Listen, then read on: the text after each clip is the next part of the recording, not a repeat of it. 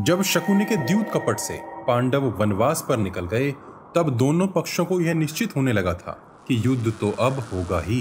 दो परिवारों का युद्ध कैसे एक महायुद्ध में बदला। भारत और आसपास के देशों के वे कौन से प्रांत थे जिन्होंने कौरवों या पांडवों का पक्ष लिया, नक्शे पर वे कहाँ हैं। हमने अनेक तथ्यों का विश्लेषण कर उन स्थानों का ठीक से पता लगाने की एक कोशिश की है जो आप इस वीडियो में देखेंगे। पांडवों के पक्ष में ज्यादातर वे राजा आए जो कौरवों को अपना शत्रु मानते थे या जिनसे पांडवों ने विवाह के स्वरूप में संधि की थी, जैसे चेदी, काशी, पिशाच या राक्षस वर्ण, और जिनके श्री कृष्ण से मैत्रीय संबंध थे। और कुरुवंश के पक्ष में ज्यादातर वे राजा आए जो कुरुवंश से मित्र संधि रखते थे अथवा जिनकी शकुनी और गांधार के साथ मित्र संधियां थी। सबसे पहले शुरू करते हैं दक्षिण भारत से। सिंहल महाभारत के अनुसार ये एक जाति का नाम है जो आज के श्रीलंका में समझी जाती है। इस जाति के योद्धा कौरवों की ओर से लड़े थे। केरल कर्ण पर्व के अध्याय 12 में साफ उल्लेख मिलता है कि केरल की सेनाएं पांडवों की ओर से लड़ी थी। पांड्य दक्षिण भारत का एक महान साम्राज्य था जिन्होंने पांडवों के पक्ष में युद्ध किया था।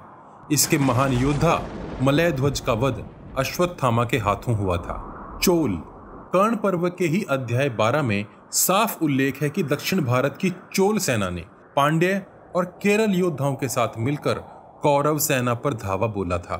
चुचुप इस प्रांत के योद्धाओं ने कौरवों की ओर से युद्ध किया था। तितिर ये दक्षिण भारत का एक जनपद था जिसके सैनिक पांडवों की ओर से युद्ध करने कुरुक्षेत्र में गए थे। कलिंग आज के समय का उड़ीसा या ओडिशा राज्य प्राचीन काल का कलिंग राज्य था। इसके योद्धाओं ने कौरवों की ओर से युद्ध किया था। ये दुर्योधन की पत्नी भानुमति का मायका था। दुर्योधन ने कर्ण की सहायता से भानुमति का उनके स्वयंवर से ही अपहरण कर लिया था। मेकल महाभारत कर्ण पर्व के अध्याय 22 में मेकल का उल्लेख मिलता है जिनकी सेना ने कौरव पक्ष की ओर से युद्ध किया था। यह अमरकंटक पहाड़ों से चारों ओर से घिरा एक देश था। उत्कल उसी अध्याय में उत्कल का भी उल्लेख है जो एक समुद्रीय तट क्षेत्र का एक देश था। इसने भी कौरव पक्ष से ही युद्ध में भाग लिया था।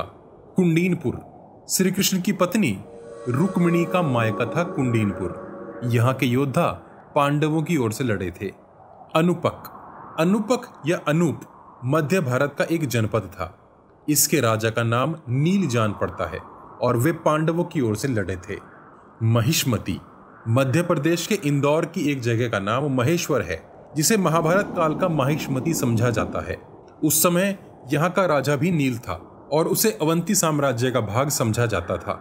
महिष्मति ने कौरवों की ओर से भाग लिया था। सौराष्ट्र यहाँ के वृषणी यादव भी पांडवों के पक्षधर थे। श्री कृष्ण और सात्यकी यादव वंश के प्रमुख योद्धा थे।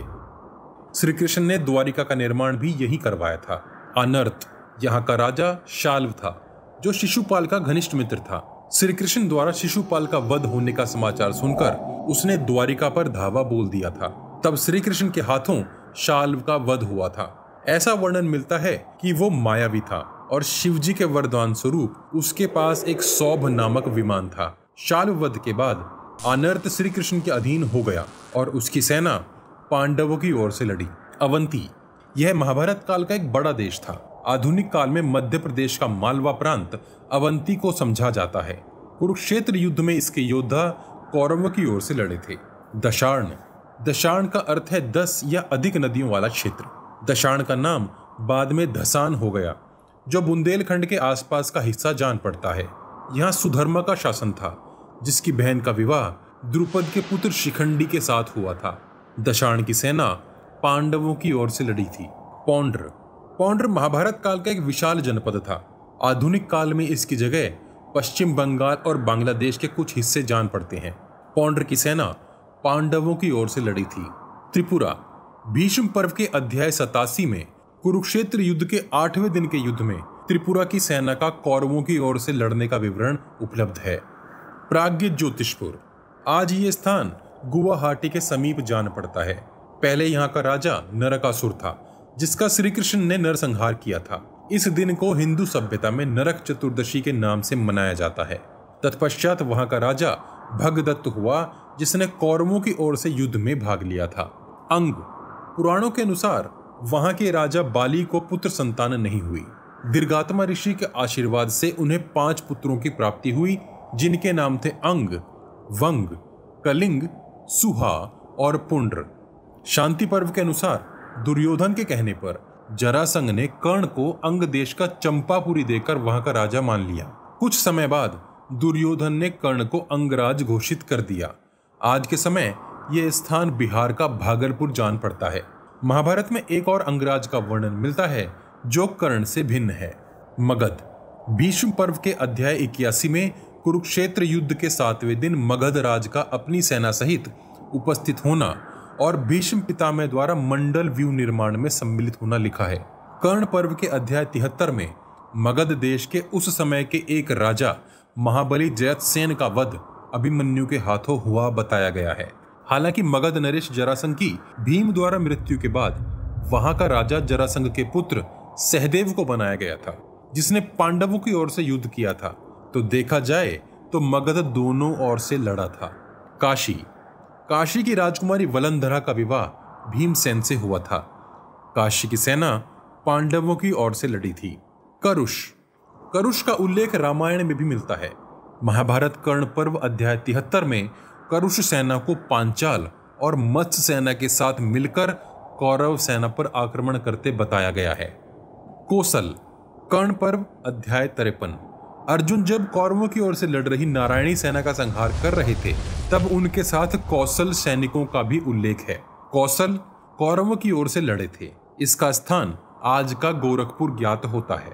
किरात नेपाल के पूर्व में रहने वाली एक जाति का नाम किरात है। इन्हें भील जाति से संबंधित माना जाता है, जो अत्यंत कुशल शिकारी होते हैं। द्रोण पर्व अध्याय 112 में किरात योद्धा पांडवों की ओर से युद्ध में लड़ते बताए गए हैं। किरात मुख्यतः हाथियों के महावत के रूप में युद्ध भूमि में थे। प्रबद्रक कर्ण पर्व अध्याय 48 में कर्ण द्वारा 77 प्रमुख प्रबद्रक वीरों के मारे जाने का वर्णन है। इस प्रकार ये साफ है कि प्रबद्रक योद्धा पांडवों की ओर से लड़े थे। चेदी या चेती गंगा और नर्मदा के बीच का क्षेत्र चेदी कहलाता था। आधुनिक काल का ग्वालियर चेदी की राजधानी जान पड़ता है। शिशुपाल के वध के बाद चेदी श्री कृष्ण के अधीन हो गया और उसकी सेना पांडवों की ओर से लड़ी थी। वत्स महाभारत के सभा पर्व के अनुसार भीम ने वत्स देश पर अपनी विजय यात्रा के दौरान विजय पाई थी। इस प्रकार वत्स जनपद पांडवों के अधीन हो गया था और कुरुक्षेत्र युद्ध में यहाँ की सेना पांडवों की ओर से लड़ी थी। वत्स गोत्र चौहानों का एक मूल गोत्र है। निषद महाभारत के समय निषद या निषाद देश पर नल नामक राजा का राज था। कर्ण पर्व में अध्याय 49 में सात्विकी के नेतृत्व में निषाद के पैदल सैनिकों ने कर्ण पर आक्रमण किया था और कर्ण के हाथों मौत के घाट उतर गए थे। कुंती और भोज शिशुपाल वध के बाद जब शाल्व ने द्वारिका पर आक्रमण किया था, तब उसके साथ कुंती का राजा दंतवक्र भी था। शाल्व के साथ दंतवक्र का भी वध हुआ था। तब से यह भाग भी श्री कृष्ण के अधीन हो गया था और यहाँ की सेना पांडवों की ओर से लड़ी थी। पांचाल अखंड पांचाल की सत्ता पांडवों के ससुर और द्रौपदी के पिता द्रुपद के पास थी। द्रौपदी विवाह से पहले जब द्रोणाचार्य के कहने पर अर्जुन ने पांचाल को अकेले जीतकर अपने गुरु को भेंट कर दिया था, तब पांचाल के 2 भाग हो गए थे। उत्तर पांचाल पर द्रोणाचार्य का आधिपत्य हो गया था और उन्होंने वहां का शासक अश्वत्थामा को बनाया था और द्रुपद के पास दक्षिण पांचाल रह गया था। इस प्रकार उत्तर पांचाल की सेना कौरवों के पक्ष में तो दक्षिण पांचाल की सेना पांडवों के पक्ष में युद्ध करने गई थी। सोमक अर्जुन और कर्ण के युद्ध में उस दिन अर्जुन की सुरक्षा की जिम्मेदारी सोमक सैनिकों पर थी। कर्ण पर्व में अनेकों बार सोमक सैनिकों का उल्लेख मिलता है। इस प्रकार वे पांडवों की ओर से लड़े थे। शूरसेन मथुरा के आसपास का हिस्सा शूरसेन कहलाता था। वहां के राजा कंस की मृत्यु के उपरांत श्री कृष्ण ने कंस के पिता उग्रसेन जी, जिन्हें कंस ने बंदी बना रखा था, वहां का फिर से राजा बना दिया। महाभारत में कहीं स्पष्ट उल्लेख नहीं है कि शूरसेन राज्य की सेना किस ओर से लड़ी थी, किंतु विश्लेषण के आधार पर हम कह सकते हैं कि शूरसेन की सेना पांडवों की ओर से लड़ी थी। अगर किसी के पास कोई स्पष्ट प्रमाण है तो कृपया कमेंट करके हमें बताएं, हम उसे सबके साथ साझा कर देंगे। मत्स्य पांडवों ने मत्स्य देश में ही विराट के यहाँ रहकर अपना अज्ञातवास बिताया था। द्रोण पर्व के अध्याय 22 में मत्स्य देश की सेना का पांडवों की ओर से युद्ध करने का उल्लेख साफ मिलता है। इस वीडियो के दूसरे भाग में हम बाकी बचे उत्तर भारत, पाकिस्तान और तुर्कमेनिस्तान तक के राज्यों तक के बारे में जानेंगे जो किसके पक्ष में युद्ध करने गए थे और कुरुक्षेत्र युद्ध का आखिर कितना विस्तार था। अगले भाग को देखने के लिए सब्सक्राइब जरूर कर लीजिए और बेल आइकन भी दबा दीजिए ताकि वीडियो का नोटिफिकेशन आप तक आसानी से पहुंच सके। आपको इन सब राज्यों में से सबसे ताकतवर राज्य कौन सा जान पड़ता है, आप हमें कमेंट करके बता सकते हैं। अपने प्रियजनों तक ये ज्ञान पहुंचाने के लिए वॉच गॉड चैनल को सब्सक्राइब और शेयर करना मत भूलिए। सब्सक्राइब बटन के बगल में बनी छोटी सी घंटी भी बजा दीजिए। जय श्री कृष्ण, हर हर महादेव।